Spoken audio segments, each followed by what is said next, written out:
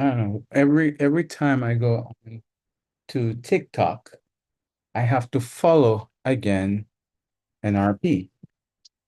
Why? Hello, hello. Um, I was We're informed that we're live. going live shortly. We're live. Yeah. Three, two, one.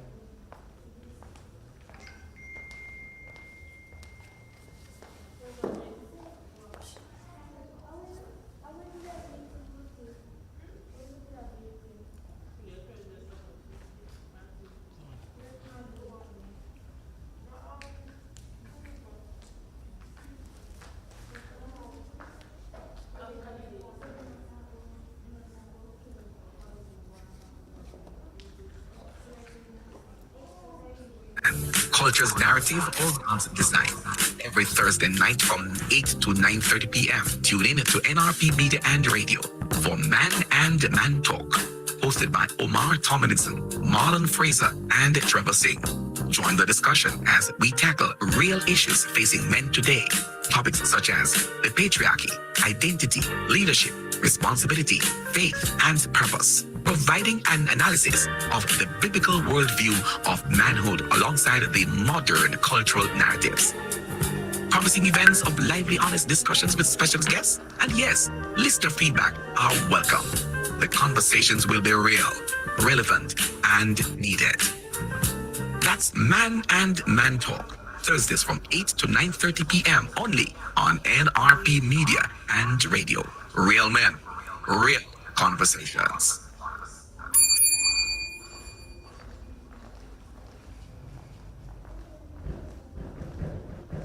All right. Thank you so much for joining us here from the Church Teachers College in Mandeville, Manchester. We're going to come to that theme music in just a while, but we are living in a matriarchal or patriarchal system. What is it? Where are we? That is what we're going to be talking about this evening in this program on Man and Man Talk, coming to you live for the first time out of Mandeville in Manchester, Jamaica. We have online with us this evening Omar Tomlinson, we have Mr. Frey, and we also have Trevor online. Good evening to you, gentlemen. How are you? Good, Good evening. good evening, Sir Leon. Thank you so much. Good to be here. Good evening. And I'm not bad, but giving thanks nonetheless. Just want to say Giving hello thanks, to giving all thanks, our of course. listeners there live at the Church Teachers College in Mandeville. By the way, that's my hometown. Um, and to the rest of the listeners out there in Radio Land. Yeah, man. It's good to All be right. here. Thank you for being there, and we do apologize for the fact that my co-hosts that I've introduced a while ago are not in my space, but I do have another gentleman in my space. He's none other than Philip Walker, who is the public relations person for the Student Council at Church Teachers College. You want to say good evening to my friends? Good evening, gentlemen. I did Good Good evening. my evening. introduction already, so I don't need to reiterate. Thank you, thank you so much for being here. Of course, we are going to be broadcasting our broadcasting right now on NRP Media JA on YouTube and of course on TikTok Live. We are also on Facebook Live under my name, Leaon. Leaon Nash. And we are more than happy to have you. Of course, we are also on the radio platform, and I hope we have clicked that button so that our friends on the platform, radio platform, nrbmediaja.com are hearing us at this time, and therefore we are grateful to have you on board. Let's go to that theme music, and we come back now to the gentlemen who we have online, and they're going to be breaking it for you in terms of our discussion topic this evening. And we're looking at, are we living in a matriarchal or patriarchal system here in our country? Stand by, we'll be back with you momentarily.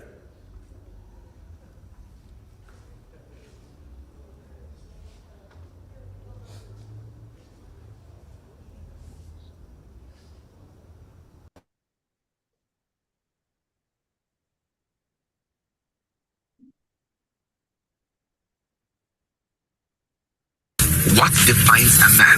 Culture's narrative or God's design? Every Thursday night from 8 to 9:30 p.m. Tune in to NRP Media and Radio for Man and Man Talk. Hosted by Omar Tomlinson, Marlon Fraser, and Trevor Singh. Join the discussion as we tackle real issues facing men today.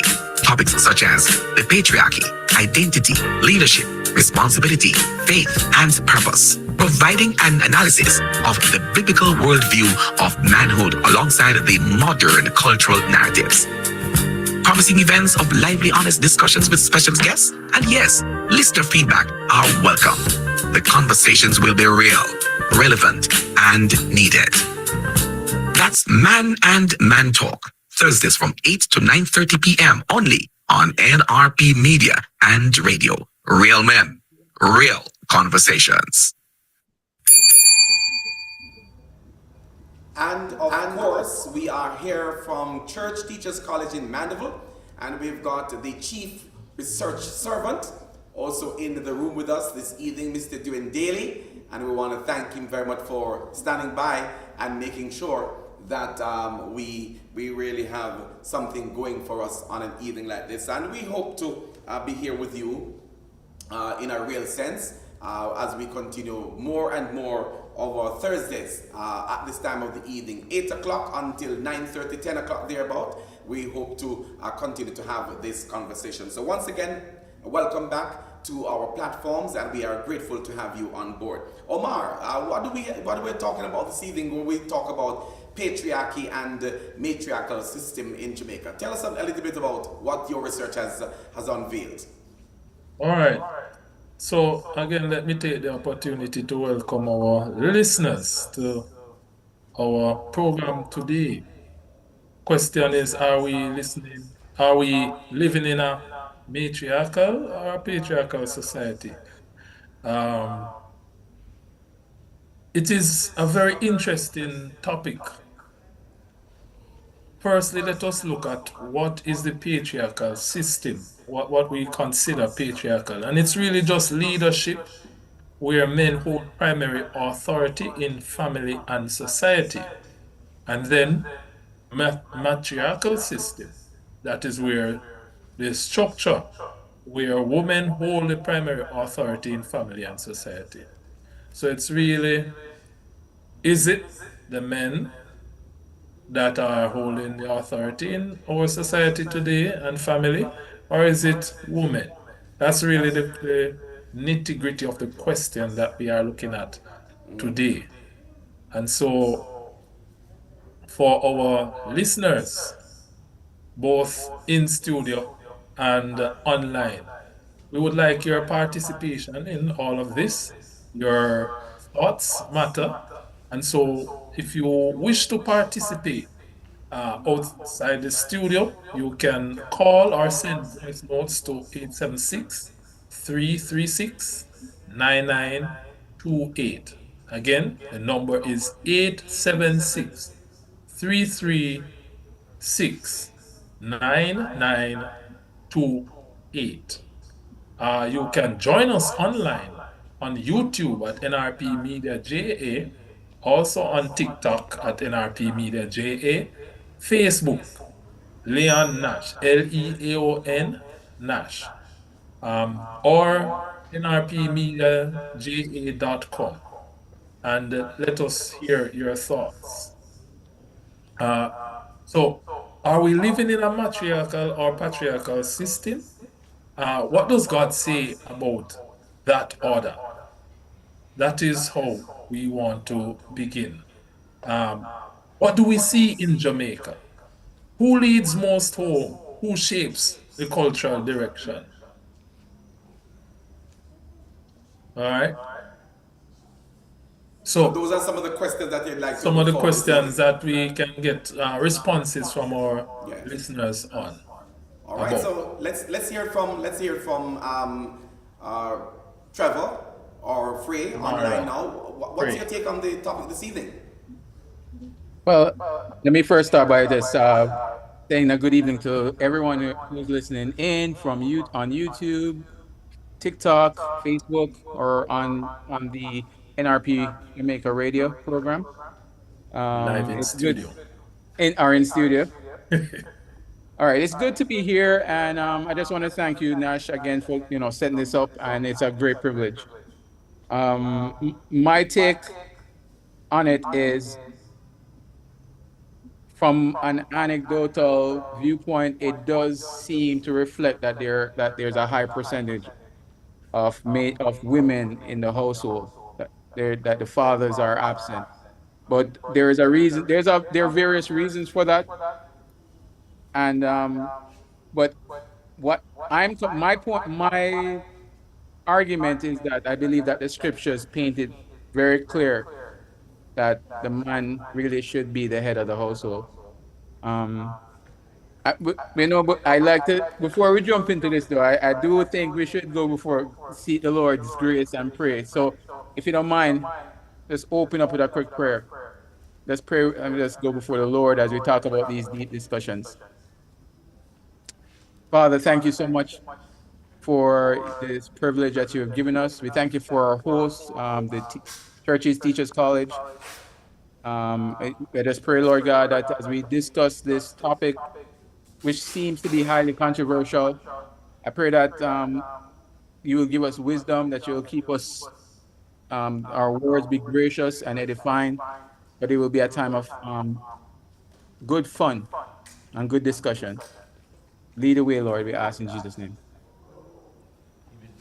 All right, so yeah, so as I said, my take on it is I've done some research. I had to do a paper, and it was striking that the information that I stumbled upon did show that there was a high percentage in not just in Jamaica, but in the Caribbean. There's a high percentage of women who are leading the household, whether it be the mothers or grandmothers. They did attribute it to a few different things. They attributed to the fact that the men had to seek work, employment outside the country, which typically is the case. Is that a bad thing? I don't think it's necessarily a bad thing, but it does leave the door open for a situation where the father is absent. So my thing is we need to, while I must be practical and real, the reality is it's not so simple as I'd want it to be. But I do think we need to really consider, we really need to look at this deeply, not just as we're talking, we're not professionals, we're men just talking about what we see, and we are seeing the disadvantages, and we just think that we need to speak on these matters. Okay. All right. And Trevor? Trevor is not in at the moment. All right. So let's go to so- our guest that we have in house with us, Philip Walker, who is the PR person for the student council here at Church Teachers College. Welcome once again, Mr. Walker. Yes, thank you for having me. Right, and we're talking about patriarchal or matriarchal society. Which one are we living in based on your own experience?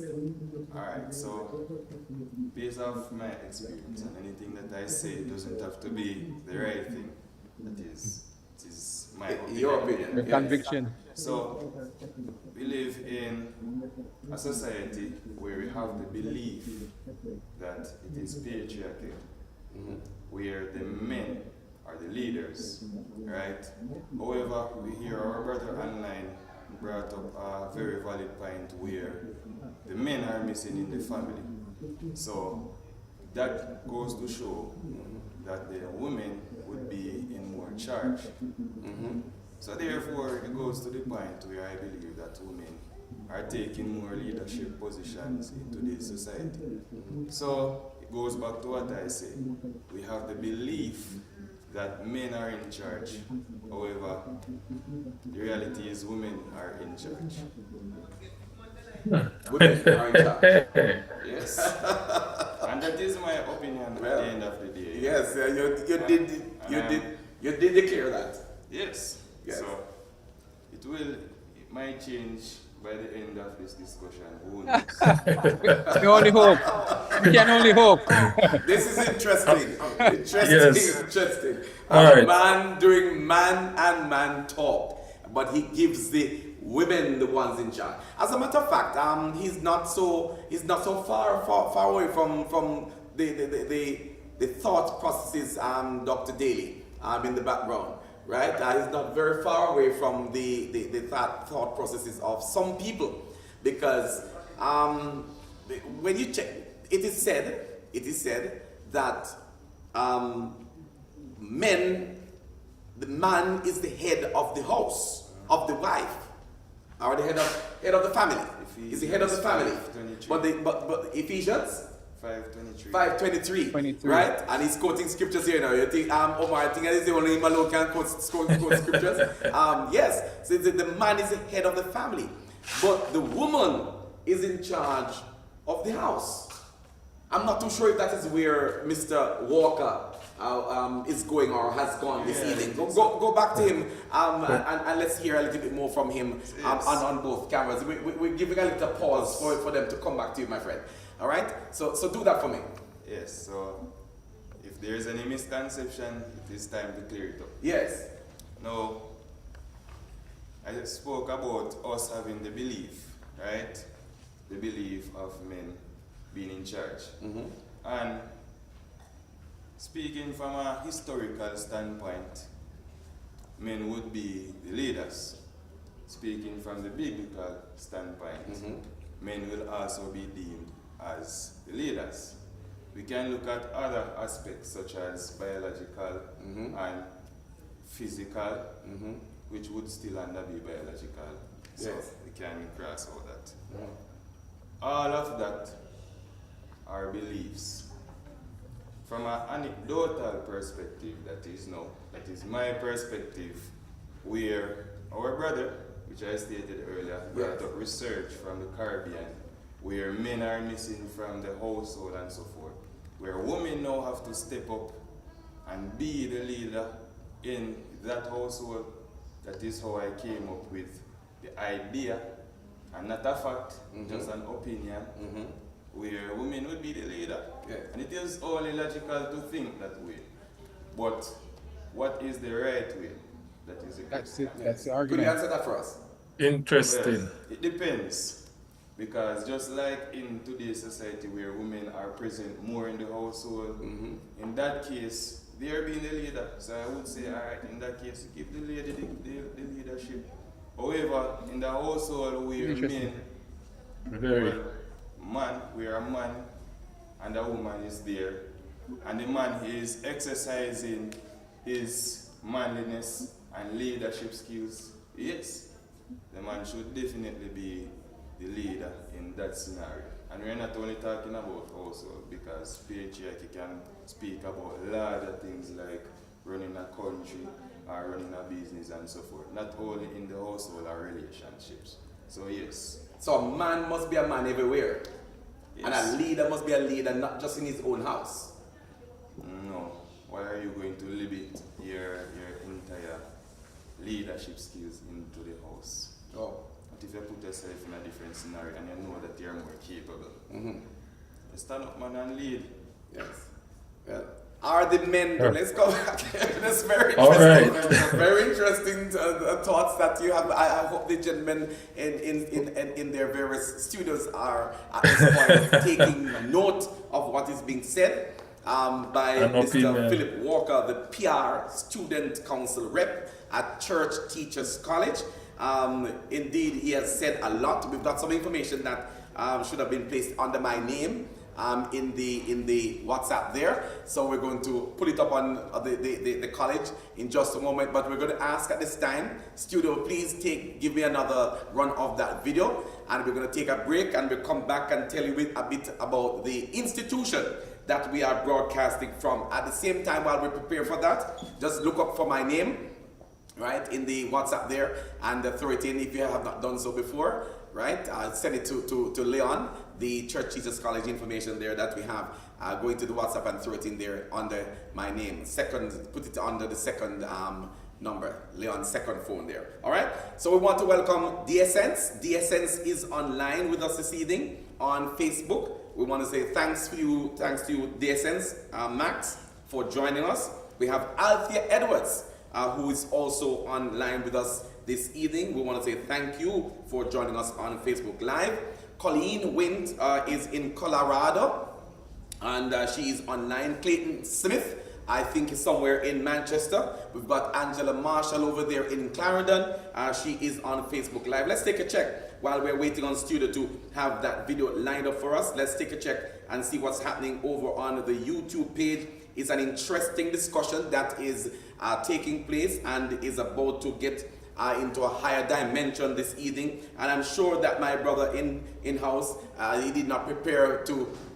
He was here to probably mostly listen, but we might have to join in Mr. Walker for him to say something to us at some point, or he will pull somebody, the other persons who are in the extended audience, to come on in, the men, and have them speak to us. We have some persons who are on the live chat in the YouTube, and of course, let's go over to the TikTok account and check what's happening on the TikTok side, because persons are there on TikTok live right now and they are tuned in to this broadcast, gentlemen. So we are mindful that they are there with us, and we want to welcome them on board with us on an evening like this. All right, so welcome.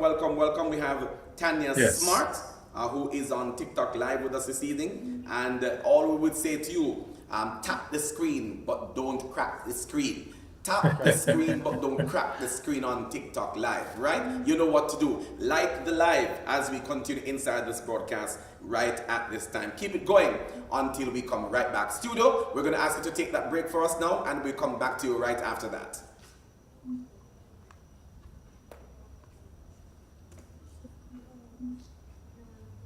Do we have studio? Well, while studio is working on that, let me throw in some stats here for our viewers to work with. So we're talking about whether Jamaica is matriarchal or patriarchal. So what does the statistics say about Jamaica? Household structure and family patterns. Large share of Jamaican homes are female-headed households, often called matrifocal.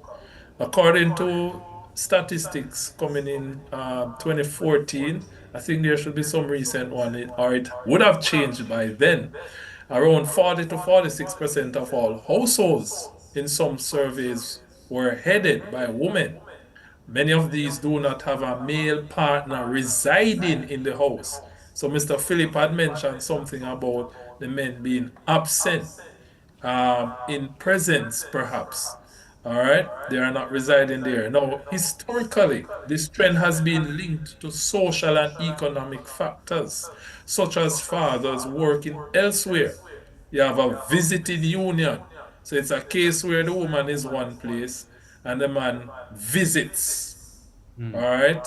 You have migration. We've known many instances where men will go abroad, whether farm work or some other work, and so they are away from the home, and the woman is there. And then you have other family arrangements, of course. All right. Now, there's an important nuance that we need to consider. Simply counting who heads a household does not fully capture the decision making, cultural power, or societal norms. What it does, it tells us about living arrangements, not necessarily who leads culturally or holds power in society. All right.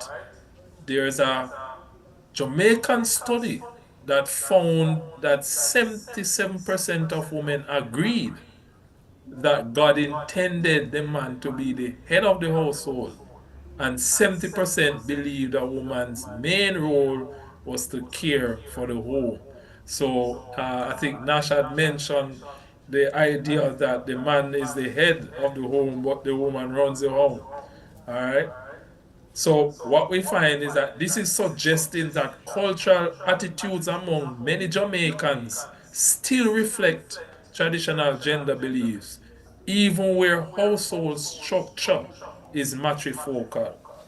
So what we are saying, even though we found a large percentage of households being run by women, the belief is that a man should really be the head.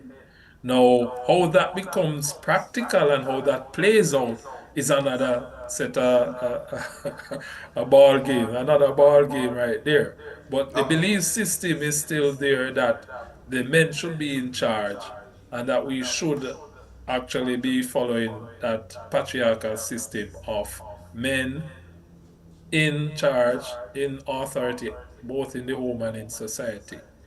Of course, there is the mention of leadership and economic patterns. Women are often well represented in education and middle management, but underrepresented in top political leadership and corporate boards. All right. Um, there is a debatable argument that they earn less on average in some sectors. And that's according to an article in the Jamaica Observer, March 2020. All right. So, discussions from Jamaican media and social commentary affirm that patriarchal norms persist in many institutions, even as female independence and labor participation grows. So, So what does the evidence you've touched a suggest? lot there, Omar. You've touched a lot there. You talk about salary, and some other things. But what is it that makes the society patriarchal or matriarchal? We want to know what's your thought on that in just a while. So stand by for us. I know that Frey is pulling at the bits there in terms of our response, and I know that those who are watching on the various social media platforms, that they too want to come in on the discussion in just a while. But just to let you know that Gerald Jones, 1965 to 1967, in September of 1965, the Mandeville Teachers College began from the idea of the then Bishop of Mandeville, the Right Reverend Benjamin Vaughan. At that time, there were 6 lecturers. I'm talking about the history of this institution that we're broadcasting from. There were 6 lecturers and 75 hand-picked students at the moment, at the time. The first principal was Mr. Gerald Jones, who served until 1967, 1 year before a certain person was born. The Right Reverend Orlando Lindsay took over from 1967 up to 1971, and during that time the new principal developed the Friends of the College organization to promote community social involvement with the college. During the time of his tenure, the name of the college was changed to Church Teachers College. That's where we are this evening. Then let's give you a little bit more history. That the Right Reverend William Murray took over from 1971 and stayed in that position until 1978. Lindsay Hall was elected on September 10, 1970 in honor, that should be a Lindsay Hall, or Lindsay Hall was erected on September 10, 1970 in honor of the past principal, Reverend Lindsay. And in 1970, under the first World Bank program, a loan was granted to build a science block. So much that we're telling you about church. The principal at the time was the Reverend William Murray, who served from 1970 to 78. And during Reverend William's Murray tenure, many buildings were erected. We're going to come back to tell you about the current principal and how he got connected to this institution from 2010 until present. But this is the NRP Radio Man and Man Talk, coming to you live from Church Teachers College, Mandeville, Manchester, Jamaica. We soon come back after this break.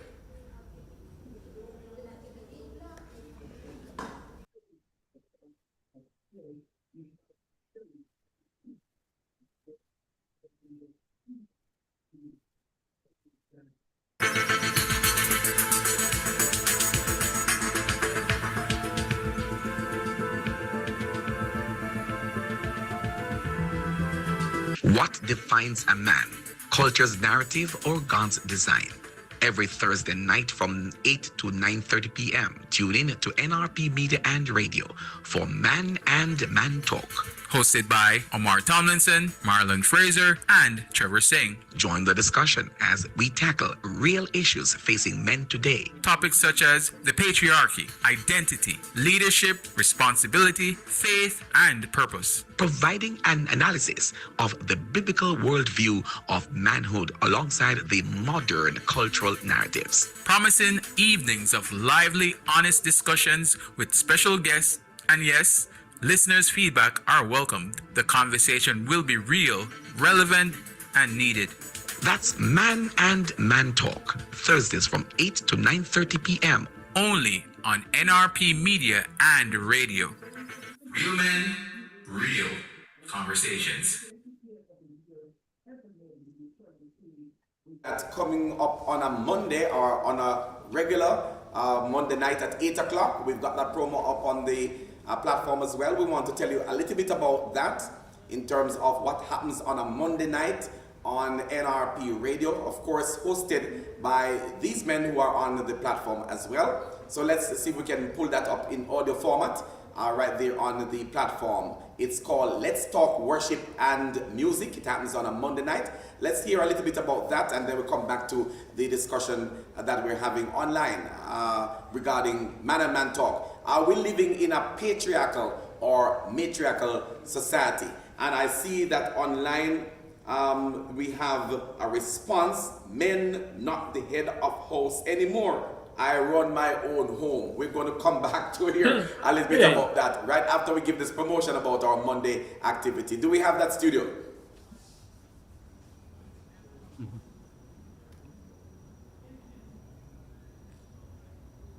All right. Yes. We Studio, do we have that?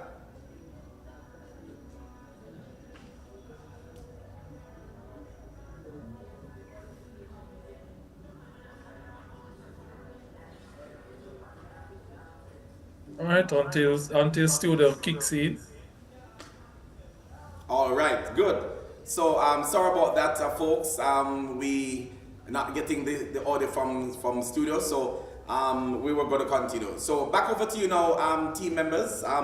Omar, Frey, and Trevor on the other side, and in studio Right. from Church Teachers College, we have Philip Walker, the PR Student Council rep from Church Teachers College, with me here. So go right ahead, Omar. Some questions have been posed, and you heard what the person that's Tanya, a smart warrior from on TikTok, saying, "Men not the head of house anymore. I run my own home." And plus the other things that you had mentioned before. Take it away over that side and let's listen. All right, Free, you want to take that one? I want to say something. Yeah, I want to say something because I want to say something. This conversation is highly theological, and my argument is this: God has made man and woman. They're equal on footing before him, equal in value, equal in worth. It's not a matter of one being lesser than the other, but it's a matter of function and office responsibility. No, I will argue that we're currently living in an age where it is very highly matriarchal, and I think it's actually contrived. What I mean contrived, you see, if God says that the man should be the head, well, narrowing it down to it's not only in a marriage, but specifically in a marriage in the Christian world. In the marriage, it should be like that. No, if anything else is proposed or done, you have to understand that you're actually you're subverting what God says. While that person may have said that it's no longer like that. There's nowhere in scripture, God has not changed that. God is the same yesterday, today, and forever. And his decrees are the same. The thing about it is, we're in a world where success becomes the epitome of life. We have to ask ourselves, what are we here for? Are we here just to build big houses, drive fancy cars? I mean, there are lots of people out there who will boast of these things and they're lonely. because they have sacrificed what God has says to be, as God has given as a gift to man in terms of relationship and companionship. Because what the woman or the man doesn't meet the standard, and and I've seen there are videos after videos online right now where women, mostly in this current context, where they are wealthy, successful, but they're lonely. And I think what happened is because they have sacrificed the greater for the lesser. I mean, it may seem fine, all nice and dandy when you're able to afford all what you want or do all these things, but when you get old and you realize that you're alone, it's a different thing. And it's not it's a broad thing. I know it's bigger than that, but again, my thing is the conversation here is theological. What does God intend for man and woman? You understand? And if you sacrifice what you think what God has laid out for us, we're going to suffer the consequence. And I believe we are actually seeing it. There are reports about the lower birth rate, and it's not just in Jamaica. It's right across. It's right around the world. Social scientists have been looking at it. They're saying, well, it's because of the economy, but there are other arguments that I've listened to and heard where persons who are well off have decided that they don't want any kids. So it's not necessarily entirely about economy. It's about, I think it's a moral issue. So I think that's where we have to frame it. So yeah, you can cast off all the restraints, but you're going to suffer for it. So is that a choice that people make and not necessarily that the society has changed? Yeah. If I have one Well, point on that, you know, as Christians, the Bible the scriptures talk about the where Jesus, the apostles, they indicate that this world, the system of this world is actually in the charge of Satan. A lot of the zeitgeist is what is pretty much the fad of the culture. What is happening? I think we're living in an age where the world is doing what the world does, is to live without God. And we're seeing the fruits of it. Now, the saddest part of it is that we're seeing it in the church. Now, there's a wider discussion to be had about males and leadership, but I also think there's a contrived effort to try to subvert male leadership, male, and it's not about dominance either. Another thing too, it's not supposed. We don't want to coach the argument in dominance, because the thing about it is God has already made it. It's not something that we're trying to fight for. That is how it should be. What we want to do is have people, like Christians, to be biblical and to live in accordance with what God has dictated. It's not a competition. It's not a fight. And trust me, if we don't do some course correction, we are just gonna we're if we don't do course correction, I'm talking to the church, because the world will be the world. But I would pray that the church would actually live it out so we can actually speak to the world too. We need to come back to biblical living. That's my take. What you mentioned is important for us to know, because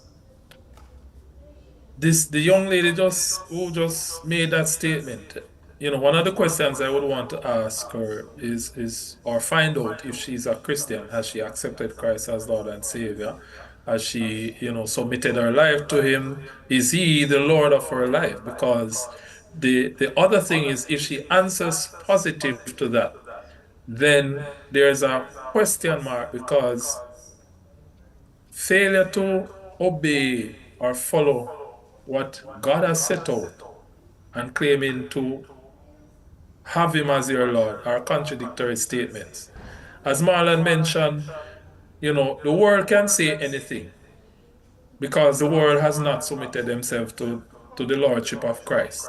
So they can come with any and argue anything to support their point, and live any way they please. But here's the thing, as Marlon mentioned, you're free to make your choice, but you're not free from the consequences of your choice. You don't get the opportunity to dictate what consequence comes from your choice. And what we're seeing is Yes, the discussion that can be had as well, or that has been had over many decades, is about men absconding their role. Now, that's debatable on some fronts, because some men have decided not to, but then there are some men who were forced out of their role. And in an effort not to, because the narrative in society is this: the women, as much as we want to say that women are doing more now, society really protects women. You don't hear advertisements about stopping violence against men. What you hear is advertisements about stopping violence against women and children, right? Um, and when the term gender-based violence is used, it always, almost always, is thought of relating to violence against women, not that you have violence against men and women. And one of the points I have mentioned in situations where this discussion have come up is this. Marlon mentioned that we are equal on some levels. The equality is on a what you'd call immaterial or spiritual level, whichever term you want to use. That's where the equality lies. On the physical level, there's no equality. All right? Let me repeat that for those who might have missed it. On the immaterial level, or the intangible, or the spiritual, whichever of those phrases you want to use, on that level, there is equality. In the physical, or on the physical level, there is no equality, because by design, men biologically are created in a stronger way. And scripture tells you that the women are the weaker vessel. And again, to emphasize that weakness is on the physical side. There's equality on the spiritual, there's not equality on the physical. And that was just by God's design. No, so we have to understand that coming out. Now, as Marlon has indicated, we have had perversion of what God has put as the order. And the truth is, it should not come as a surprise, because Satan has always tried to switch the order or switch around things from how God has ordained things to go. All right? And so God has created a matriarchal system. It's not a system that man created. But again, for those who don't believe in scripture and the Bible, then this will not hold any water with them. And so all we can do is state what is written, but they are free to make their choice as to what they want to do. However, all choices come with consequences, and we don't get to determine what the consequence of those choices are. For men missing, studies have shown that households that men are present, and this, just the presence, they Yes. haven't gotten into the other stuff of making decisions and so forth. Just the presence of the man in the household reduce the likelihood of children be falling victim of crimes and things like that. A Yes. society in which men are fulfilling their God-given role is a safer society for women and children. No, we look around us. We've lost how many children since the start of the year? Um, and a point I wanted to make is this. As I mentioned before, we have stop the violence against women and children, but you don't hear anything about stopping the violence against men. And here's the thing: men were created to be the protectors. If the men have to be busy protecting themselves, when will they get the opportunity to protect those who they are to be protecting? In other words, who protects the man if he has to be protecting himself? Or rather, it is who is the man going to protect if he has to be focused on protecting himself? If we want to stop violence against women and children, the violence against men must stop first. It will not change any other way, because if men are continuing to fight men, then the men, and usually, in society, it is the minority that are the deviants, the minority that cause the uproar, the gangs, etc. The majority is usually, by world Moderate. standards, usually law abiding. Yeah. But the minority cause the problems. Now, if the minority is attacking the majority and the majority has to be focusing on defending themselves, then at what point will they be able now to turn and defend the women and children? And if we have a mindset where women are saying, oh, we don't need men, we can do this all on our own, I can do bad by myself, then at what point will a man step up to defend a woman? Good Because point. physically, like I said, physically, men have the advantage over women. Omar, Physically. I see Nash wants to add something to what you're saying. That, Yes. So yes, I'm gonna ask you when I'm responding that you mute on your side, and when you are speaking on your side, I will mute on my side, just to ensure that we do not have the echo going through. But do we have Trevor online, or is he not on? He is present now. I see him. Trevor, you have anything to input, and then we'll come back to Mr. Miller, who is in the space with me. Mr. Walker. Mr. Walker, I beg your pardon. Trevor, do you have a response? No? All right, so let's take it to Philip Walker, who is here with me in the chapel at Church Teachers College in Mandeville. You have heard so much that has been said, and we've got 5 minutes going up to the next break. Take us through what you want to make in terms of an input at this moment. Right. Even though we have 5 minutes, I'll keep it short. Yes, but stay with it. You keep going. You don't have to cut short whatever you have to say.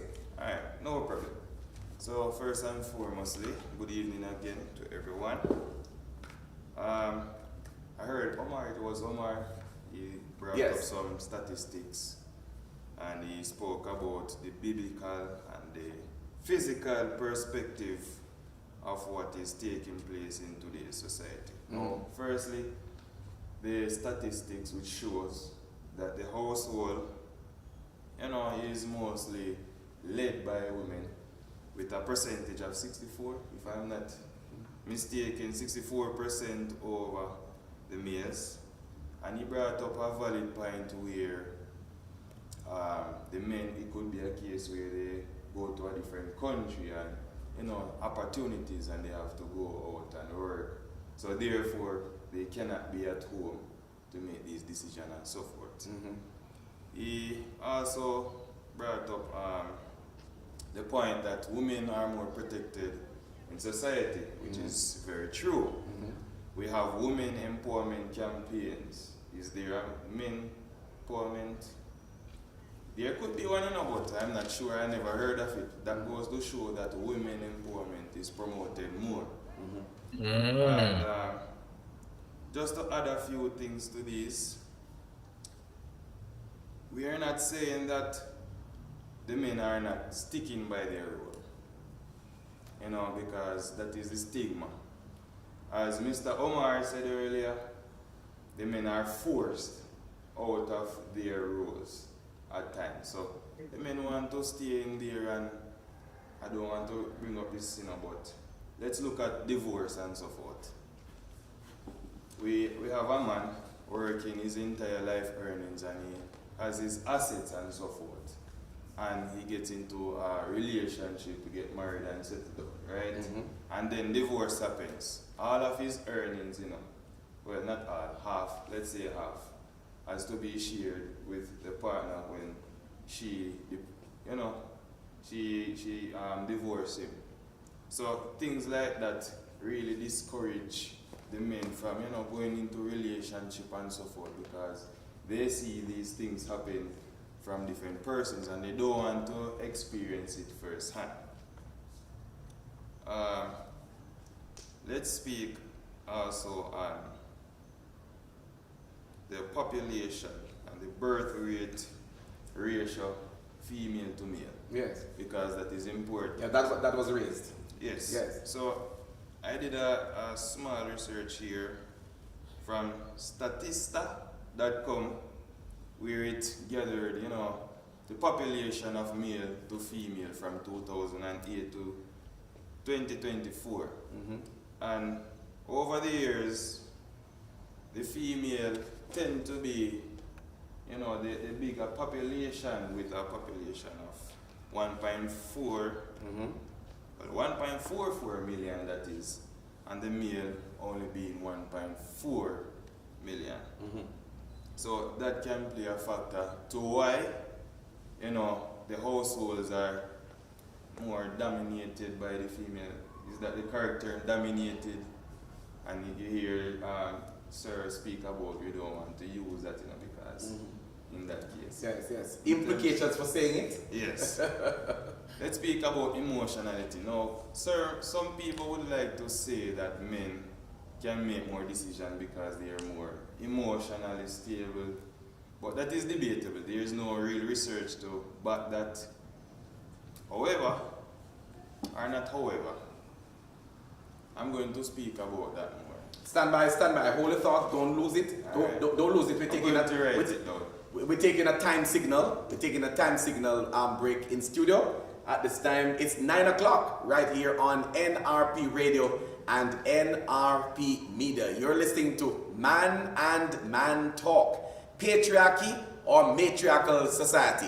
What is it that we're living in? Where are you living in? What are you seeing around you? That is what we're talking about this evening. Studio, we're now ready for that break with the Man and Man Talk. We're coming to you live from Church Teachers College in Mandeville, Manchester. It is the Man and Man Talk. And as I said it before, it's 9 o'clock. Over to you, studio.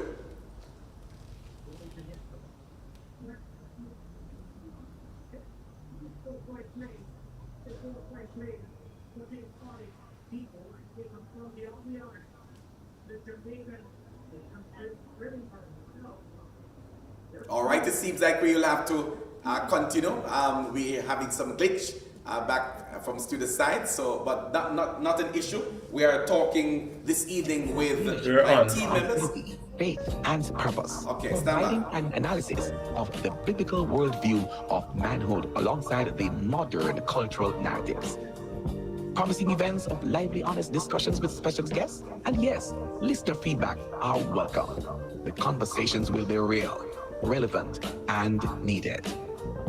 That's Man and Man Talk, Thursdays from 8 to 9:30 p.m. only on NRP Media and Radio. Real men, real conversations.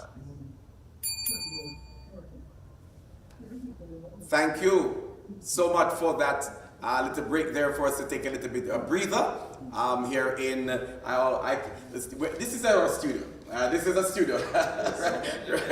Yes, it's a studio. It's Church Teachers College, Mandeville. That's where we are, and we want to say thanks to our principal. What's the name of the principal again?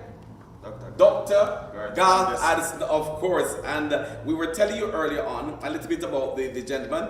I want to just say to you that he took over the institution here at Church Teachers College way back there in 2010. And of course, Dr. Garth Addison is the current principal of this institution, and we want to thank him for allowing us to be here on an evening like this. 2010, he started off. There was the beginning of the Bachelor's of Education program. In 2012, the Projects and Research Unit spearheaded the improvement of the aesthetics of the college grounds under his leadership. The opening and establishment of the Brownstown campus in St. Anne. Of course, you should have heard about that. The college had its inaugural research day in February 2013. And the relationship with the Temple University strengthened as the doctoral program came into place.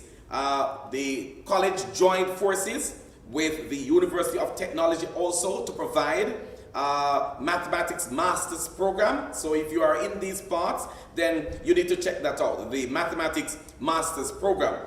There was also the implementation of the bachelor's of education with advanced standing program. The refurbishing and reopening of the pool was spearheaded by the Office of Projects and Research.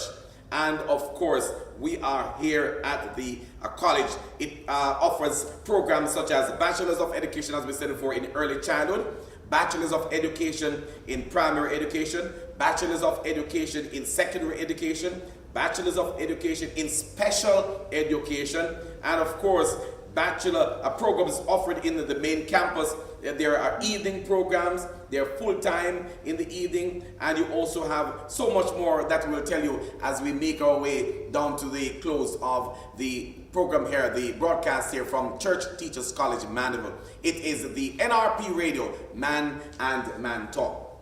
We're going to go back now to our brother that is here with me on set at Church Teachers College.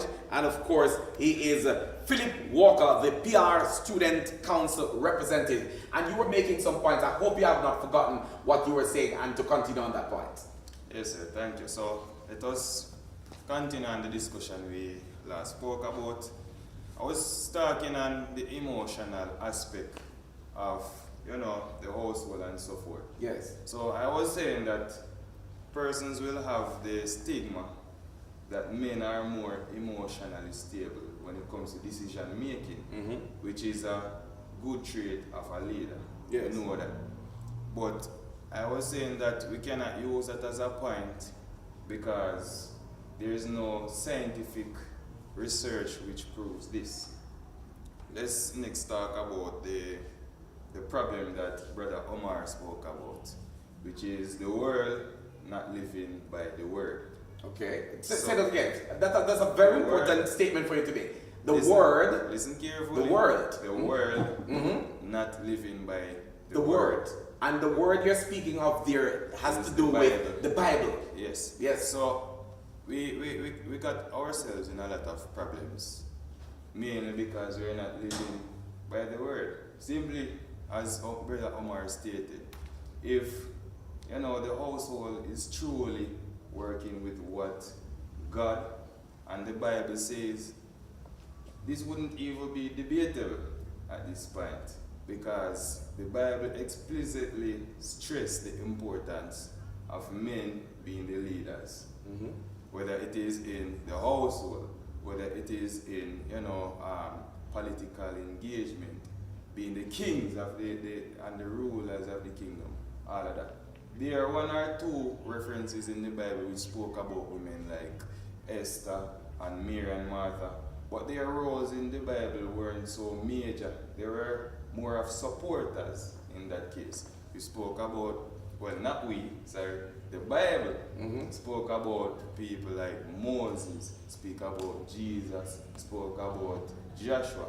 These are people who were leading disciples, leading tribes and so forth.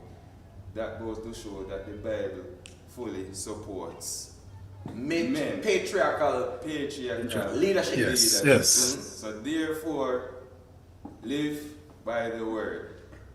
Yes. The world is not living by the word. Wow. That is what I have to say. Wow, that's a statement. Come back over here to me. Right. Very interesting thoughts that Philip Walker has indicated to us this evening. The world must live by the word. the word. The W by the W. Gentlemen in studio, talk to me about what Mr. Walker has said and add your 2 cents to the discussion as we continue. Well, he has made some good points, and I think that's a catchphrase that he just created now. The world must live by the word. Yes, and if the world lives by the word, it will be a wonderful world. But yes, he has made a few interesting points. I realize he was confirming some of the things that I said. And to be honest, I am so glad that a young man could go to the scripture and stand on the word of God. And I think that shift to take place in our society, even in terms of men, in the cases where they abdicate, actually staying, and in the case where they are forced out, actually stand and fight. For that to take place, then young men have to stand on the word. And he was saying, no, live by the word, live by the word. Um, the reality, there is always the ideal situation, and then there's the reality that is out there. And the reality, and by the way, Mr. Philip, I too have not heard of any great men empowerment session series and things like that happening at the rate that they happen for the women. And there's this push. Recently, I was watching Smile Jamaica, and they had a interview with someone from Scotiabank, where Scotiabank has this program in place. It's in its fourth year now, where they provide financial access for women who want to start businesses, to develop. And it started out at $3 million, and they were proud to let us know that it has now reached 11 million. And the plans are to improve or increase that. And I thought to myself, what if you had that sort of thrust for men? Because what is inherent is the assumption that the men are already okay. But then when you listen to the financial discussions out there, many persons indicate the challenges, the difficulty of starting businesses in Jamaica. Um, and no doubt, especially as a man, whereas you have to fight for it as a man.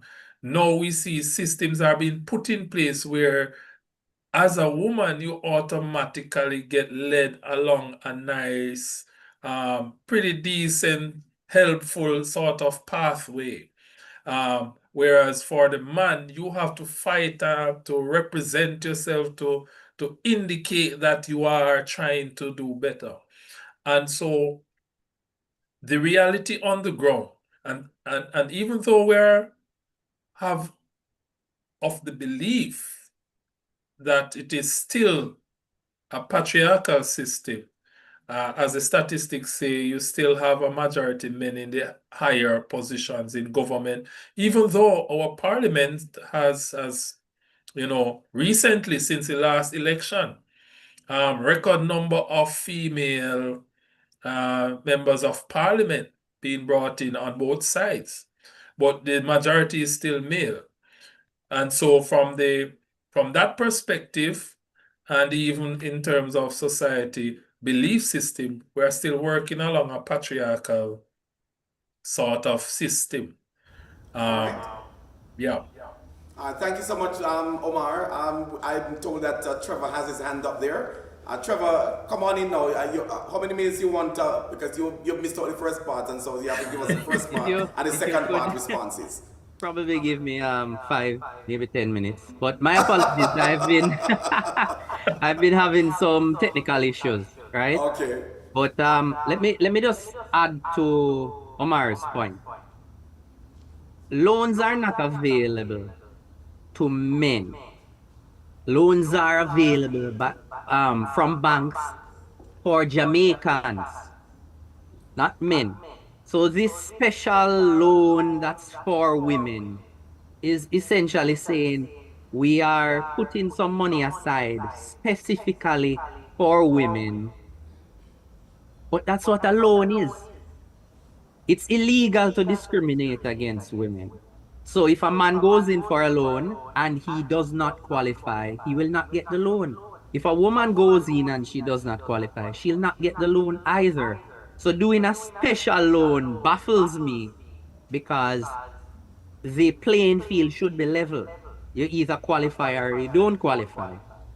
So I find it kind of baffling. Now, some of these I will say, Omar, there are support groups created for men. But for every 10 support group created for a woman, there's only one created for a man. And all of them are reactionary to solve a problem that already exists. It's not to support men so they don't degrade mentally. So like for instance, I have a friend, she works in healthcare, and she was posting a picture saying, um, support today from, I think it was like a Zoom session. This doctor from Bellevue and this doctor from whatever regional health authority. And it's to support men who have already declined mentally. It's not to keep men healthy. It's to correct the damage that's already done. So really, what we need to do is correct some of our problems, right? We need to support people, mental health for people. And women, I will say, you cannot tell a man how to be a man.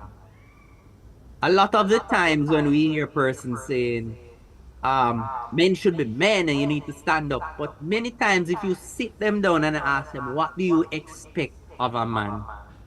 What they are expecting is not really, it does not fit the criterion of what a man is. They want a certain type of behavior, and if that's not what they get, they will say he's not being a man. Okay. All right. So we want to just tell our friends that we are live on Facebook under LEAON Nash, LEAON Nash. And we want to say, share it to as many. If you can, all of you that are on the social media right now, you can share the live with at least 5 of your members of your contacts. Then we would have some more views coming through. Want to pause, since we're on the Facebook live, to welcome Diana Brown. Out of Kingston, Jamaica. We've got Juliet Robinson, who is also watching. Barrington Hepburn is also on. We have Hadassah Dixon that is watching too. Please tell us where you are, persons who are on Facebook Live. Let's go over to YouTube and see what's happening over on that side as well. And you gentlemen who are watching and sharing the live as well can also help me out here in terms of who is where. All right, and please, as we ask you, family on social media, please participate by putting your comments into the chat so we can hear from you. I know that I've got a few things that are happening in TikTok Live because we're broadcasting under the handle NRP Media JA. NRP Media JA on TikTok Live. So put your questions in. We want to come back and take them from you momentarily. So make it right here inside of the NRP Radio Man and Man Talk. Just to give you a few comments that I saw so far on the TikTok Live. Keep the response coming, friends. Keep them coming. Men not taking up their roles. And the person says, I think this is Tanya who is commenting, and she says, really, really sad. Things we mother have to go through because we are breadwinners. God help us. Right? And I did see some other view there. And we want to welcome all of you on the chat this evening. Who is this now? Something Kid. And then we have Desi Fitness online. Please go right ahead. Tap the screen, but don't crack it. Meaning that just share the like and keep on tapping away and liking the live as we go forward. This is our talk, and this is our way of coming out into the public and bringing the issues to you. We heard from Omar, and we also heard during the whole discussion, is it that the world has changed? Is there a change of God's order? Is there a perversion of godly principles? Is it that we should have come to the point where what God has ordered, people are now handing it over to another, to the other set of persons, meaning men are handing leadership to the females in our society? What is going on? What is it that you're seeing? Is that really is this what should take place? And if it does happen, what are the repercussions? Because as I think Omar had said in the early parts of the broadcast, that there are what is it? Repercussions, and is that what I'm trying to find? You have consequences. Consequences. There To are the choices. consequences to the actions that we take. God has given you a responsibility, like He did Adam in the garden, right? And what did Adam do with that responsibility and role that he was given? What is happening to our society? Is it that we're going back there? He also mentioned that the empowerment of men. There's no empowerment for men to a great extent, but then you can turn almost everywhere and you can hear of activities taking place for the women. Food for thought as I lay on the gentlemen in the studio. Omar, we've got Trevor, we've got Frey, and here we have also in the studios of CTC, Church Teachers College in Mandeville, the representative of the student council, Mr. Philip Walker is right here with us. I see him sitting almost on the edge of his seat, wanting to come in on something here. Go right ahead and give us your response, and then we'll go back to the gentleman in studio and online with us this evening. Let's go back over to the student council rep. Yes, so I was sitting on my edge of the seat because of ergonomics, not necessarily that I want to see. But somebody they don't understand what you're talking about, ergonomics. Yes, ergonomics has to do with, you have to move proper sitting posture and have some blood flow through your all muscle right. So yes, but yes, Hold on to your back. to add to everything that everybody has said so far, I totally agree. However, with was it Tanya on WhatsApp? Or the TikTok. TikTok rather, yes. Yes. She's saying that the things we mothers have to go through because we are the breadwinners. Yes. God help us. Yes. Now, in those cases, What did she say? What do you understand by what she said? Because I can't read her properly. You seem to be a better reader than I. what I understand that she's saying, and I'm a human, I can misinterpret. Yes. She's saying, and this is what I understand, I want to establish out there, I'm not attacking anybody. I'm establishing that from now. Yes. When she's saying this, I'm thinking that she's being a bit biased. So she's generalizing the entire male and the female in this case. Because she said, we mothers, it's the way how she's structured. She's speaking on behalf of the others. Yes. Yes. So she's saying that it might not be that case, but based on the structure of the sentence, she's saying that, the women are the breadwinners in that case. So you need to be, financially stable to take care of your family good. So that is what she's saying. So job breaks a little bit. And tell me, if you don't have the money, should you have a family? That's a very good You seem to be question. pointing in a particular direction. So you shouldn't, as a man, if you don't have money, you shouldn't get into it because it's going to cost you something, and you will fail if you don't have money. Is that what she maybe say? Yes, maybe. I'm not her, cognitive operator, so I cannot say that decision for her. However, what I'm going to say to this is that, and I'm going to clear up the misconception. You don't necessarily have to be rich to To be a good leader. To be a good leader. As long as you can, lead the family and provide for them. Because why are you going to take up something that you cannot handle? They always say pressure bust pipe. Never pick up where you cannot manage.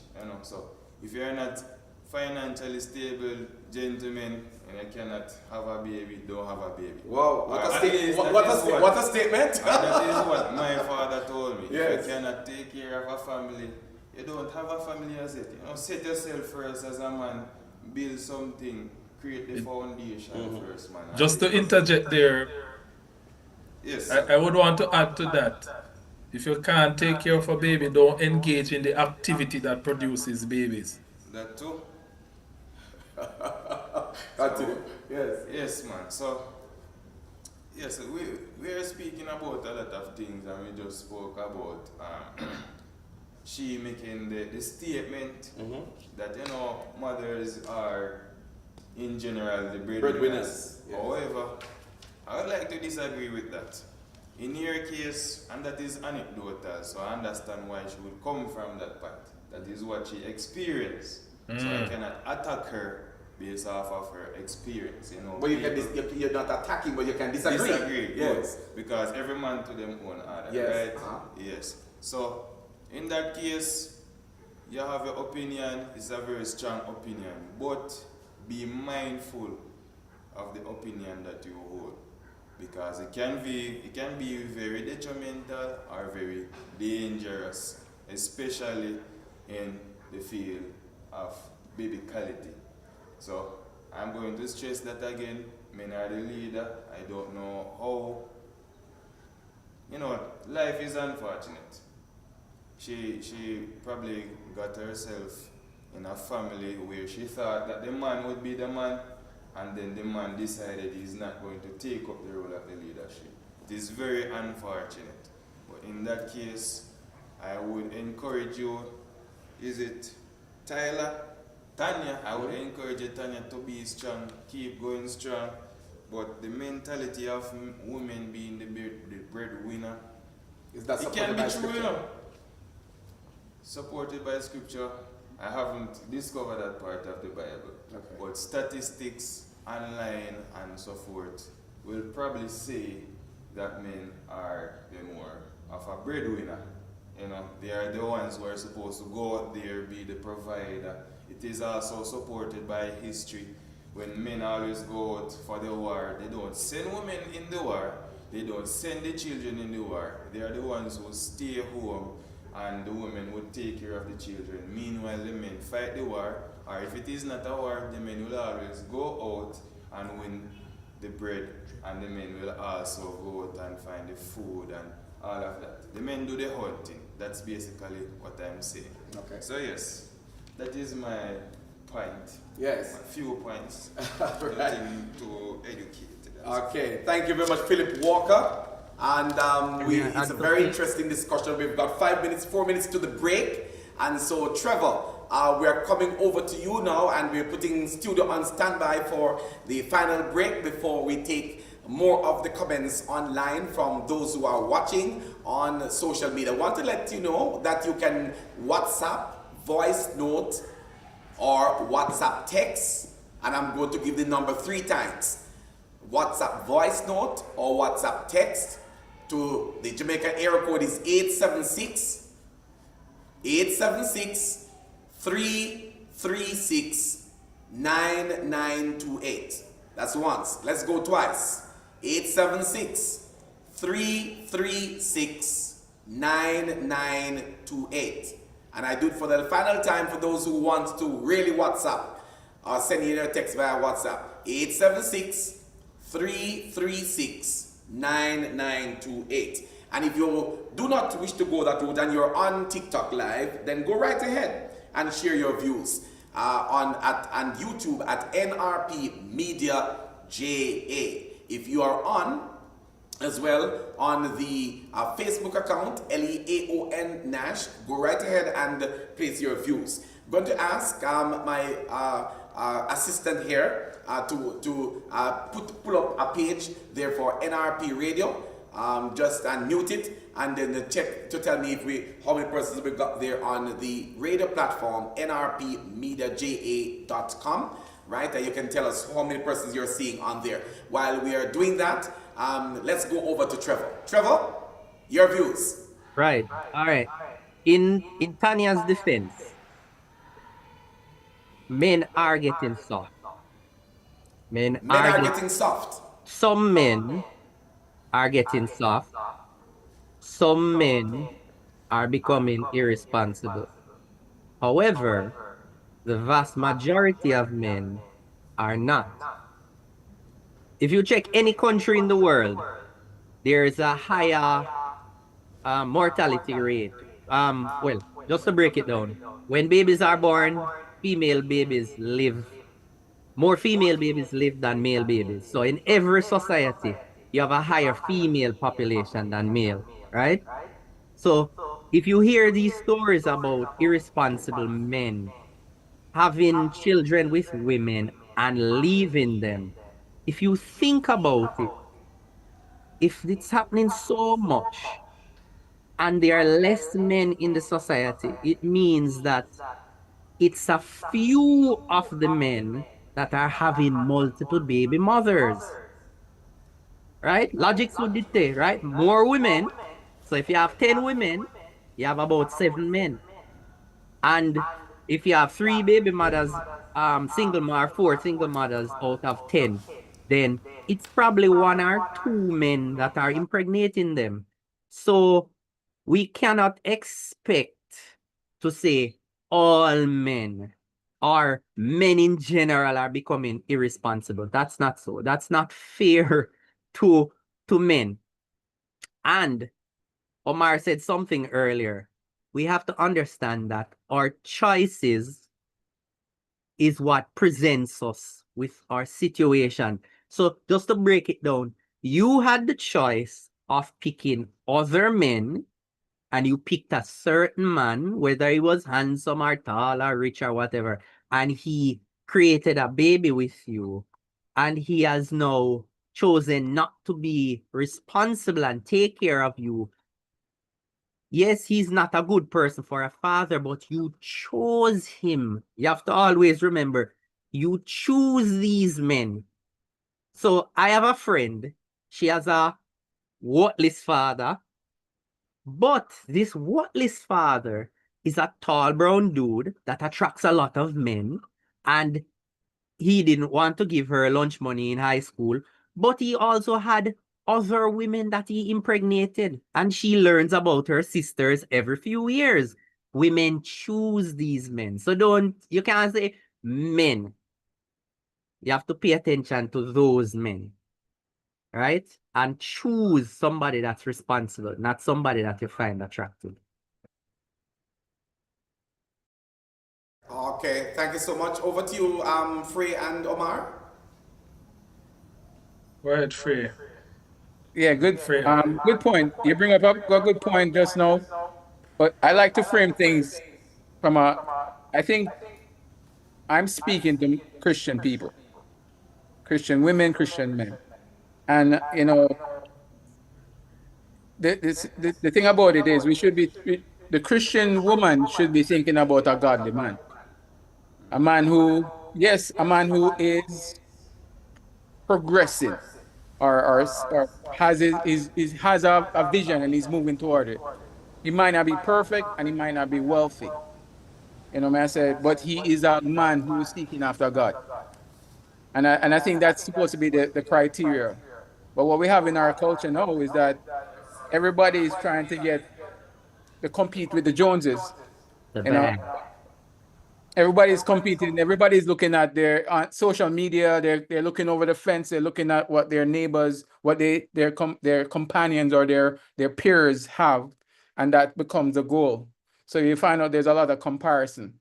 But and most of us grew up didn't grow up wealthy, and we grew up with our more. Maybe I'm making a broad brush statement, but most of us grew up where some people grew up with their mother and father. It wasn't they weren't wealthy, but they struggled together. I think that is kind of dying. Maybe it's been 30 years now since that type of structure has kind of, you don't find that. It's a rarity right now to find a nuclear family. And I think that is so. I wanted the two things. Responding to the lady, I don't remember her name, that Philip mentioned and did good in terms of talking about her or position, saying she doesn't want to be the breadwinner. I mean, to say that, there's a lot of questions to be asked and answered. Like, why We're is it talking that about Tanya. Tanya, exactly. Yes. Miss Tanya online, why is it that you're the breadwinner? Are you in a relationship? Are you married? Is it that your husband is sick? He's incapable of working? I mean, there's so many things to that. I mean, a lot of women are getting it. They, as Trevor rightfully said, they choose men who are, first of all, they're if they're Christian, and it's happening a lot. A lot of women, Christian women, are going outside the church, and they are picking up men who don't submit to a God. They don't submit to. They don't have a Lord over them, and they then when they do things that are contrary, then they put up their hands in the air, like, so there's a lot of things to it. Another thing too that Omar brought up, and I know when he said it, he meant, he didn't mean it the way that a lot of people, but there's a baby mother culture too, where there's a lot of women who are having kids out of wedlock. One of Philip talked about talking about finances or wealth or economy. Yes, the economy is pretty bad, but statistics and data shows that two-parent household is better than one. Even if they're not making a lot of money, but if you're bringing two salary together, it's way better. You may not be able to drive a car, but you have a roof over your head and you have food on the table and you can send your child. It may not be easy, but what we're finding out, and I think it's a big thing, and I've been thinking about it a lot, and I'm gonna make this one point quickly. I think our goal, our ambition, I think the younger generation are, and I think maybe not the younger, but I think my generation and the one after me, and I won't tell my age here, but I think the younger generation is kind of seeing there's a deficit and they're questioning a lot of things. Uh, the thing about it, the goals that we have are not realistic a lot of times. And the goal, if I can't get the goal, then I don't want any family. That's what they say until they have a child out of wedlock and so forth. I think we need to get back to the point where we realize God's structure is best for us. A marriage. Now, a lot of marriage are being decimated because of some person are saying that, either I've grown past my husband or my wife, or let me just get it right. The data shows that majority of divorces are caused by women. The data is plain about it. And the reason for it is not biblical. The reason for dissolving their marriages is not biblical. It's disobedience. Because they've 80%. either grown outside of they've grown, leave their, most of the conversation that I've listened to and some what I've read, I've grown past my husband. I've outgrown my husband. My husband he wasn't pursuing this or pursuing that. But when you look at it, when you get the chance to look at these marriages, the husband was a decent person. And I don't want to say I'm unbalanced, but I'm speaking to the reality of it. The data shows it. So I'm just saying we need to bring our expectations in a sense in a more realistic and also I would say a moderate, or not moderate, modest. We're not modest people anymore. We're pursuing everybody that's hustling. They're trying to get the become the millionaire, which is fine, but at what expense? At what expense?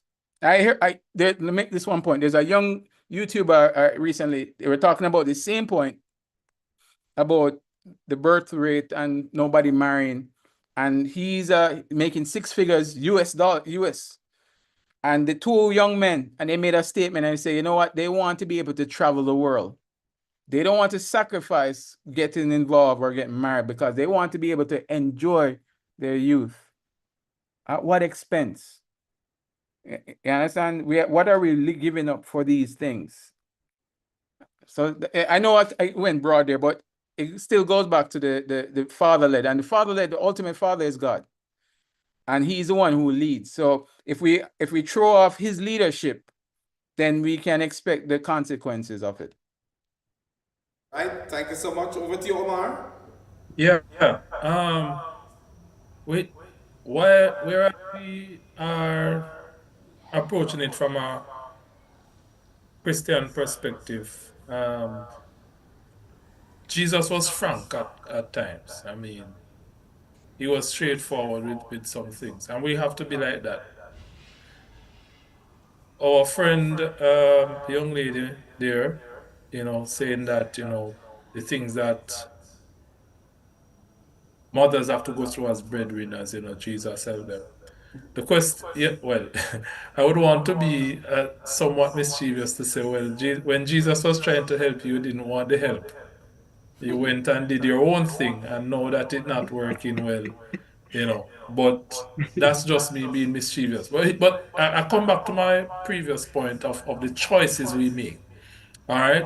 Um, the truth is, many times when we hear about men not leading, it is not that they're not leading, but as Marlon mentioned, keeping up with the Joneses, persons are looking over the fence and they are seeing certain things happening and they are wondering why it is it's not happening for them. And seeing that we are still operating under the guise of a patriarchy. And it's interesting, everything bad that happens in a family, if a man is present, it's the man's fault. But the good things are because, so you hear they say behind every successful man is a good woman. But you never hear what's behind a successful woman. You know, things like that. But the thing about it is that we are moving away from God. We are moving away from the principles of God. We are in a crisis. One of the things, if you check the history of it, the influx of women into the world of work began in, it's a pretty recent event, And when I say recent, I'm saying within the last 100 years. We had two world wars. And in those two world wars, as was pointed out by someone before, the men go off to war. There were great casualties in those wars. While the men were out fighting, women were contracted to keep industries going because war takes money. All right. And if you don't have production taking place, there you won't have money. All right. Interestingly though, in a war, most of the production tend to be around the war. So the making of tanks and bullets and guns and things like that. Women were brought into the workforce to replace the men who had been what they call it conscripted or drafted into war. Right? And so these men would have died. When they came back, you had less men. You couldn't send back the women home because you still had a shortage of labor. So they stayed. Of course, staying, you get pay, you get your money, you can do your stuff. So you no longer have to depend on a man to fund you. If you are Yes. working, you can do things like that. And so there's that independence based on the fact that they're earning. And they be and it kind of reveal the kind of mindset that persons generally were working with or started to believe is that men were only present for the money, right?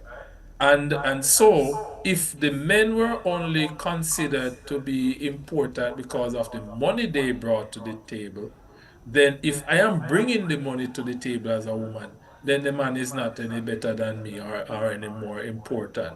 And so, I can be bad all by myself. Marlon mentioned the baby mother thing. Marriage is no longer considered something that you look towards.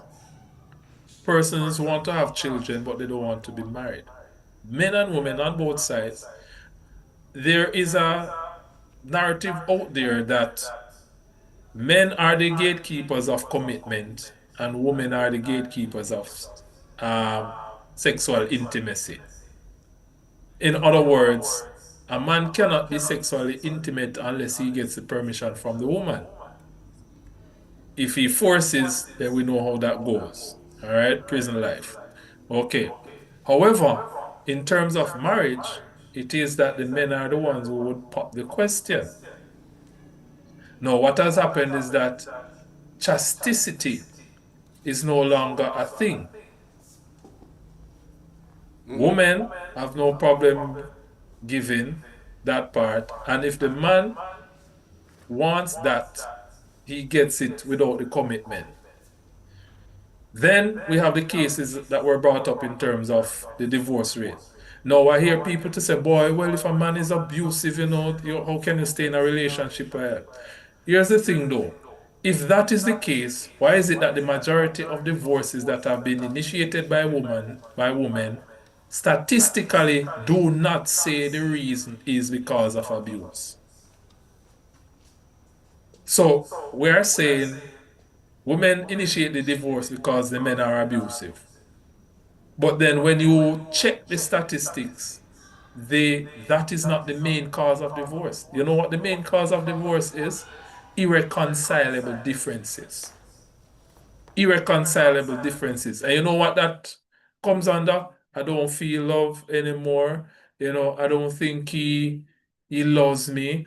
I don't like how he's leading, things like that. We've grown apart. I don't love him anymore. I think he has changed. We are two different persons now, and our goals and vision. Those are the irreconcilable difference. So the argument that being tossed up about abuse and physical abuse, that's in the minority. What we have happening is that persons are using the minority situation and events to form general rules. It's not the majority of men that are worthless fathers. But here's the thing, because of the protection that women receive in this society, the man cannot force himself to stay in the home. If he's there and the woman cries foul, even if he doesn't do anything, he's out. The system is going to kick him out. And by the way, again, let us understand, and I speak, but I know how person's mind will run, so I will interject this. Disclaimer. We know that some men are abusive. But you know what is interesting? We also know that some women are also abusive. Physically, I'm talking. We talk about verbal abuse and emotional abuse. And whenever those terms are used, the concept is that only women can be verbally and emotionally abused, to mean that only men are verbally and emotionally abusive. But statistics and research is now showing that women are just as verbally and verbally and emotionally abusive as men.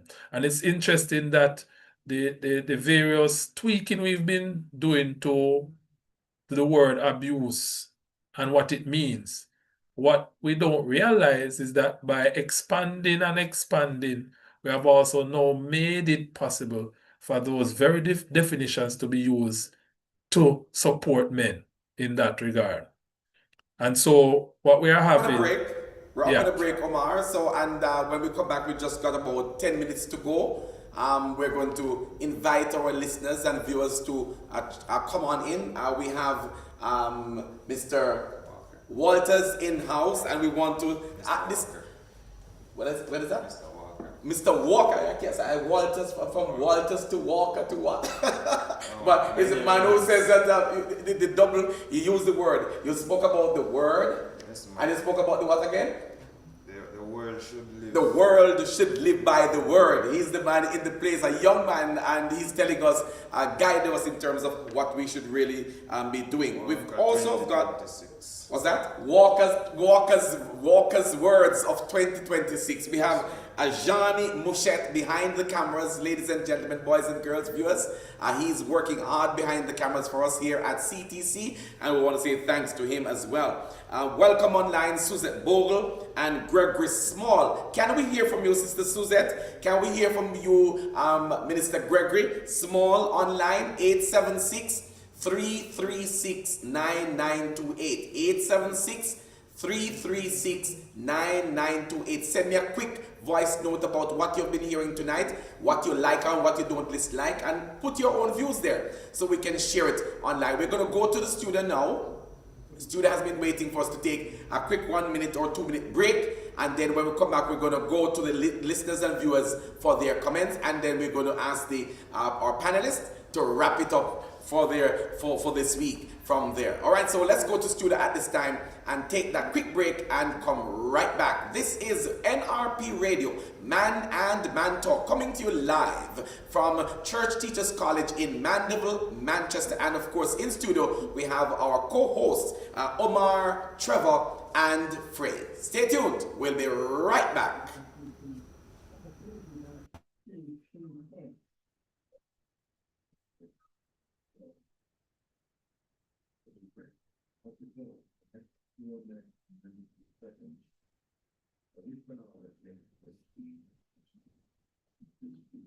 To NRP Media and Radio for Man and Man Talk, hosted by Omar Tomlinson, Marlon Fraser, and Trevor Singh.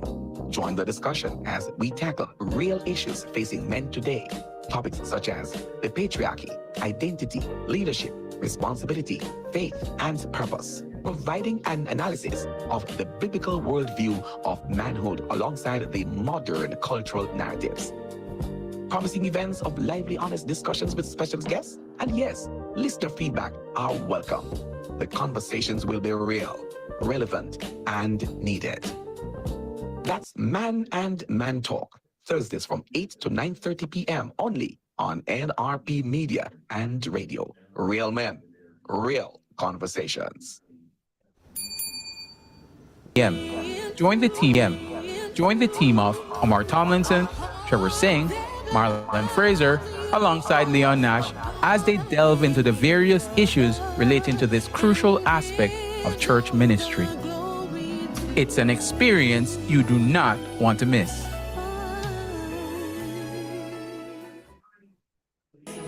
The National Religious Partnership Media and Radio presents Let's Talk Worship and Music, The Experience.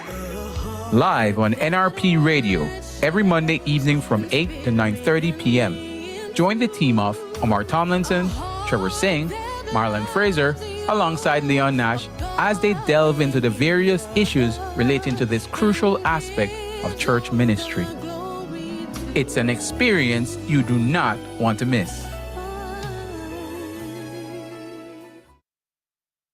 So much. This is Man and Man Talk, and it has been interesting. Small audience we have, but it's very impactful. We are across the world. We're on TikTok Live, and TikTok is living up this moment. So, as we said, we want to go to our viewers and listeners online. Let's start with TikTok.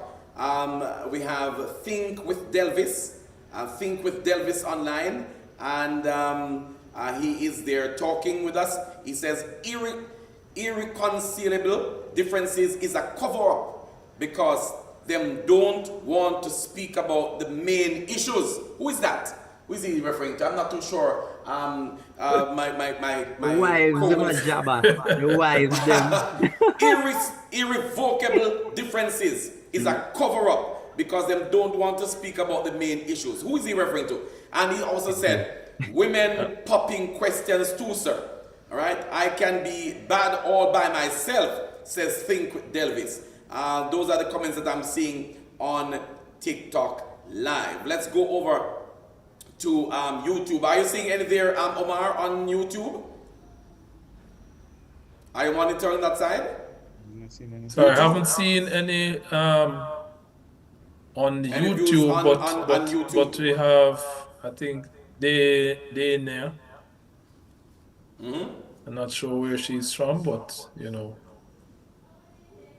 can I ask all right, her to Diana Brown. Okay, Diana Brown. Yes, Diana Brown. All right. So and let me just check to see if we got any not YouTube but WhatsApp voice notes yet. No, I haven't seen any in the chat. So we've got 8 minutes to do the wrap, gentlemen. So we're going to hand it to you online first of all, and then we come back to those of us who are here. I did ask Ajani in-house if he had a comment to make on what the discussion, what he agrees with or disagree. So what I will do, I will remove myself. No, not remove myself. Yes, I think that would be a good thing to remove myself from this seat and get him into the air chair for him to add his comment if he so desires. But if not, we will go with you online to do the wrap. So we've got 326 2 minutes each, gentlemen online, to do your input and your summary, and then we'll come back to my guest in the halls of Church Teachers College. Over to you.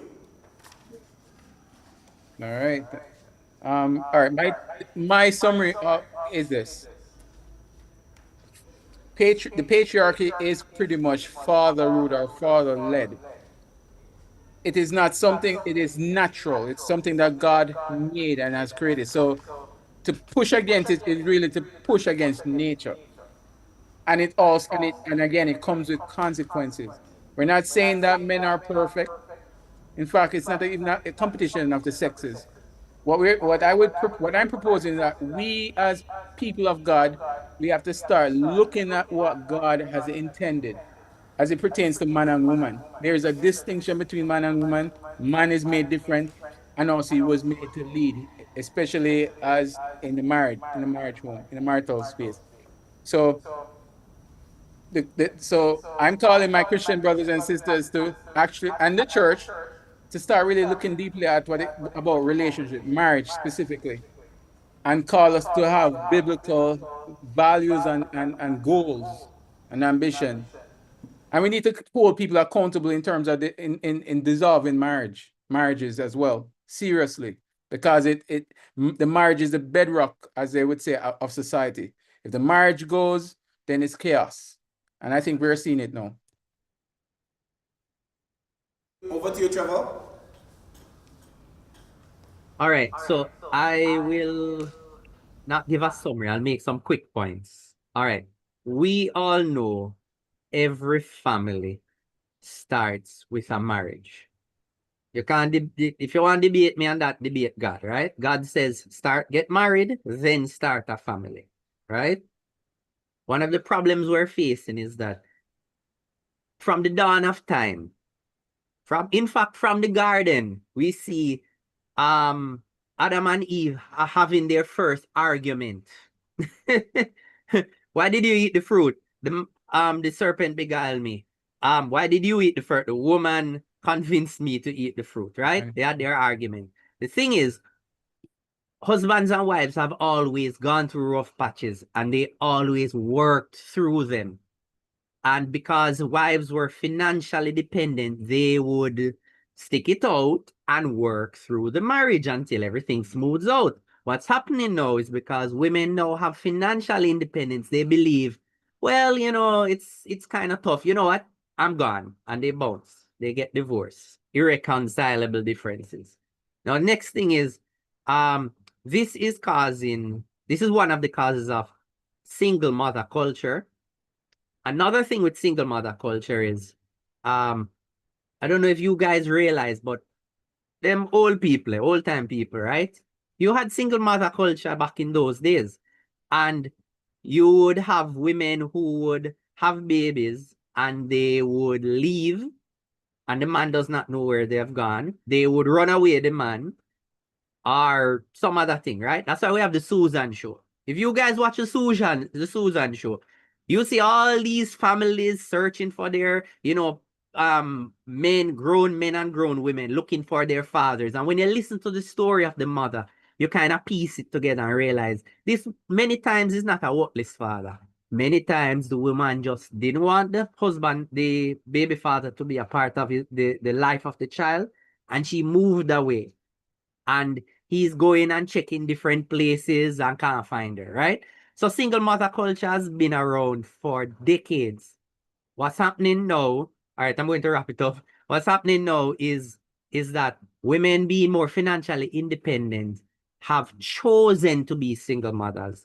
And nobody reprimands them because if you're doing well financially, nobody sees the problem with that, right? So women are now having children without a husband, and because they can provide financially, they go ahead and have a child. And then they even go ahead and have a second child because they can provide financially. And this will not be good for our, I mean, it's our society is going to continue to degrade because a man's responsibility is not just financial. His very presence brings order. Without him even speaking, his very presence bring order. And when he speaks, people listen. Thank you so much for that, Trevor. I have 30 seconds for you, Omar. Well, just following up on Trevor, the thing is simply this. Um, we've had men being absent initially. For the most part, it was not because of them being worthless. War had a lot to do with it. Also working.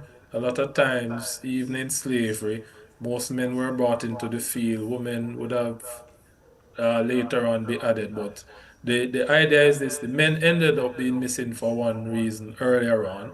So you ended up with families without the men. But what has happened in our society is that women have now been training these men, these boys, into men that listen to their mom or does what is good and pleasing in the sight of their mothers. And so we end up with a young boy who's trying to do what mommy likes and what to please mommy, grows up. And so he continues in life. Everything he does, he has to check back with mommy to ensure that she's all right with it and so forth. And when you look at it, her mother has ended up raising a man who she herself would not want to be in a relationship with. And then All the right, thank you narrative so is much. And we're going spun to to give the say, final. We're going to give the you final know, 15 seconds to Philip Walker at Church Teachers College. Alright, so 15 seconds. So first and foremostly we spoke about the women being, most leaders in Jamaica with statistics going 64%. We cover that. We also talk about the women being protected by the law, and we have women empowerment and all of that. Those are some reasons why I still stick by the belief after the discussion that women, based off of statistics, are leading more. However, biblically and all of the other allies, like physically and so forth, and historically, men should be the leaders. And we also spoke about, the female, the birth rates. We are having more female when birth happens. So those are some contributing factors to why female are dominating. And I think it was Free who said something interesting. It touched me. Women chose these men. And it is true. The typical female nowadays, young adolescents, they want the quote-unquote choppers, the quote-unquote mish, and all of these exciting things, but they're not thinking about their future, and they're not thinking about somebody who is God-fearing or responsible for leadership position and so forth. Those are some other contributing factors. And the last thing I would like to end it off with my quote that I freestyle up here. Walker 2026. The main problem is that the world is not living by the word. So that's it. Good from place me. to Thank end you it. so much, Mr. Philip Walker. And with that, ladies and Good man. gentlemen, and my co-host online, we are gone over time into Gospel Expression Time online. We want to say thanks a lot to you. We want to say thanks to Mr. Dwayne Daly of Church Teachers College. We want to say thanks to our brother Ajani Mouchette behind the cameras for us tonight here in Church Teachers College for assisting with the process. And of course, we want to say thanks to Dr. Guards. Garth Anderson, the principal of Church Teachers College, for allowing this to happen. The broadcast came to you on the platforms of NRP Radio and NRP Media. We were on YouTube, Facebook, and of course on the radio platform. And you who contributed to the discussion, we are mostly grateful, very grateful for what your input into this. And those of you who watched and will watch after we have gone for this time around, we want to say join us again next Thursday at the same time, 8 o'clock, right until 10, where we'll take on another issue, man and man talk. What has been created in the society? Is it that we have contributed to the change of God's order? Is it that are we having less marriages? And are those the cause of the destruction of God's order? These are questions for us to ponder. Has there been really a perversion of godly principles? Please consider those as we take our leave of you this evening. My name is Leon Nash. I've been your host along with Omar and Frey and Trevor online with you. Another series, another Man and Man Talk on NRP Radio and Media. Have for yourselves a good rest of the night. And at this time for radio, we urge you to go over to our radio platform, nrpmediaja.com, and continue to listen when Gospel Expression Radio out of New York will continue with the broadcasting. Until then, television is off for now. Radio is on. Have a good night. Good night. Good night, night, night. Good night. To the folks there at churches, blessings, Thank you. and to Radio Land. Yep. See you. Right.